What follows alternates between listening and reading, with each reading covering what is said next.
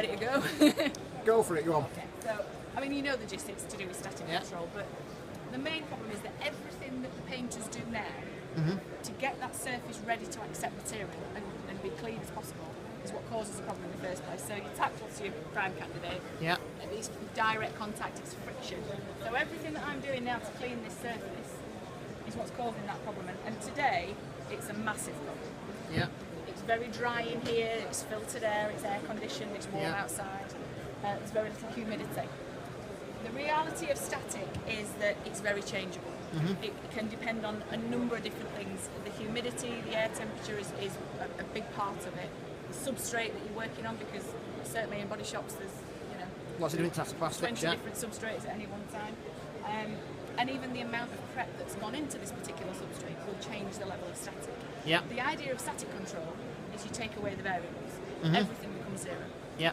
One of the questions I get asked more than anything is, is it just for plastic? It's for everything. Yeah. You get static in everything, you just get massively different levels, and those differences cause problems as well, because it can make plastics look different to metal, it can make the metallics stand up in one area and lay down in another, so you get a different light reflection, you get darkness in some areas and light in others. The idea of static control is continuity. Yep. So whether you're painting plastic, or aluminium, or steel, or fiberglass, in terms I of was just going to say static, fiberglass. yes, Is it? Yeah. fiberglass is actually worst case scenario, it's worse than plastic.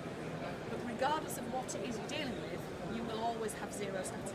Yeah. And that is a perfect starting point. So all the prep is what causes the problem. Yeah. And it isn't just the tack cloth, it can be air pressure, Yeah. it can be material being sprayed at pressure, it can be heat from the booth, heat from a lamp to drying it. All those things cause a static charge. So you can see here, I've used a tack cloth to keep it clean. Yeah. And what it's actually doing is just pulling in Yeah. every single fibre that it can find. So if you just grab this, excuse me.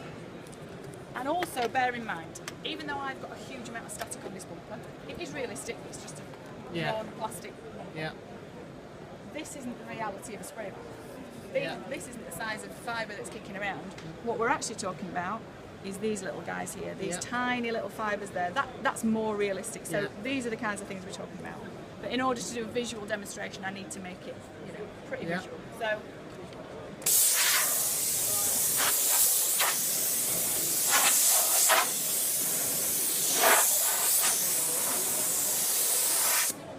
So that's the first process.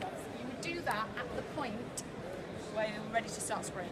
Yeah. Now, depending, and when I say spraying, it could be anything. It could be primer, it could be adhesion promoter, it could be base coat, it could be clear coat. You're going to spray anything, you want to ionize it first. And that's the reason. So that's the difference between a static charge and no static charge. Yeah. Is it has no ability now to draw Get dirt attracted to it. towards it. I'm not going to say you won't get any dirt because you can't stop it falling directly in. But what you can certainly stop is that.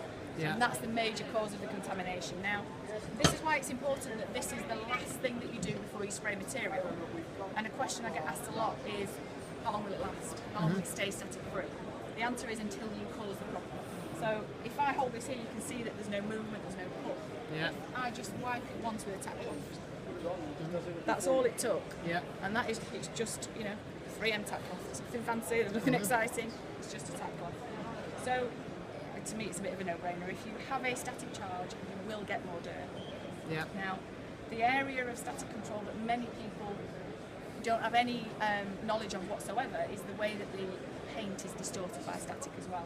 If I create the static again here all over the surface, rather than just letting this go, see that movement there?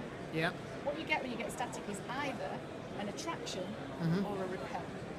That's actually repelling itself in certain areas. You see how it's pushing the cotton away? We'll talk later. And in other areas, it's pulled in.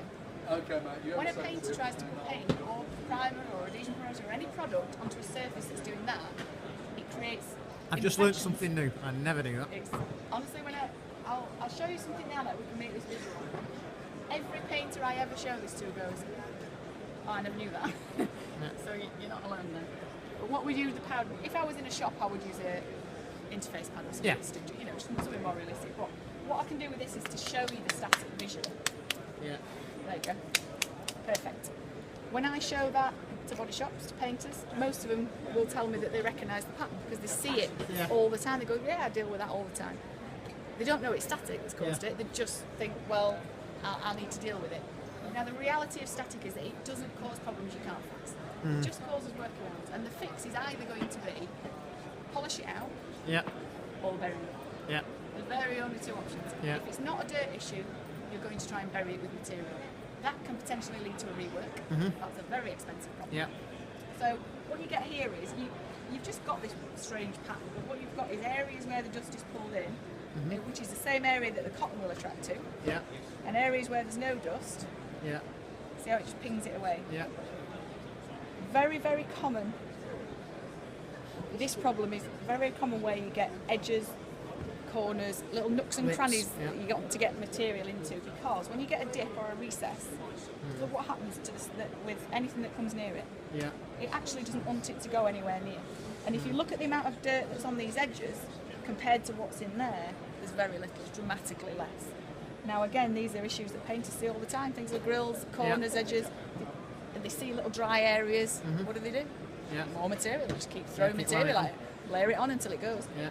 The problem Drums, with that is build these up. area here are going to get too much build up, and you're going to get a different problem. So all the time you're trying to correct the first problem, you're actually causing a different one. And then the cost of your products, Exactly. materials.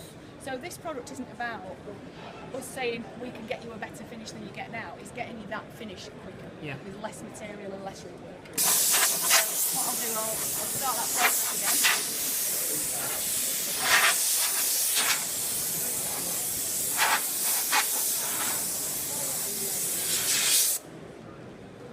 Okay. Now if we go near this little centre section again, the cotton will just go.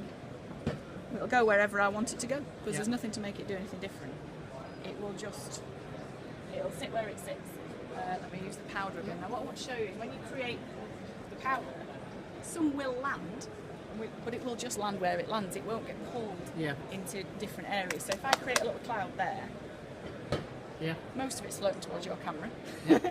But where it has landed, it's just landed as a little even. Flat thing. Yeah. However, as soon as you come in and cause a problem, now I've created static there because I've touched Yeah. it. If I do that again, Yeah. you instantly see And you can see exactly where I've see the touched pattern, it. can't You you? see the pattern where I've touched it, and you can see exactly there. And not only that, you've actually got a pattern within the pattern. Yeah. So that to me, that for us is just a very visual way, a visual representation of how the paint is affected by static.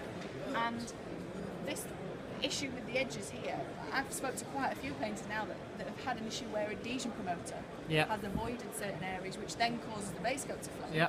I don't know why that is, but they've not even noticed that the adhesion promoter has avoided certain areas. They just know that the base coat's got no grip in that bit. So they rework it, they rework it, they rework it. So that's why it's important that this product isn't just for using once. It's for spraying every single product. And the ideal is it's going to take you 5 seconds to spray that surface with ionisation. Yeah. That will make sure that you don't have a problem that's being caused by static. Simple as that. You know, people say to me all the time, oh, what if I use it on a surface that's got no static? So use it. Yeah. Because you don't know that there's no static. You can't know there's no static unless you've used it. Yeah. When you use it, you've got no static. And this is what we're trying to get out of the static control. It's a control you're going to put in place at every single stage of every single job, and it will just remove any static that's there. Yeah. And it's the same reason why you use a spray booth. It's the same reason why you degrease jobs. It just takes away that element Yeah, sure. of a problem that could be there, might not always be there, but let's just make sure it's not in the first place. The other thing that static does, just very quickly, is distort metallics. The higher the static charge on a surface, it wants to force the metallic filaments go upright. upwards. Forces it upright. If it forces it upright, it loses the amount of light reflection, so it Yeah. just always shows a slightly darker. Yeah, 'cause That it sits could be off-colour bumpers, it could be a dark edge on a blend, it could be a halo around a spot repair. Yeah. Anywhere where you see light and dark inconsistently can be down to static. I'm not going to say every single time, Yeah. but there are certainly issues with one substrate behaving differently to another. And again, that is why this isn't just for plastics, this isn't just to solve these huge problems on plastics and fiberglass, it's to deal with everything. Yeah. Because the difference between plastic and metal might be, 70,000 volts of static on plastic Yeah. and 3,000 on metal, so the difference is vast. Yeah. But if you're going to deal with this and make this zero, why would you leave this? Yeah. Why would you leave the little bit there to bring this to zero? You've still got a difference. You want zero everywhere, Yeah. and then you get that continuity, you get uniformity. So that's pretty much the gist. Thank you very much.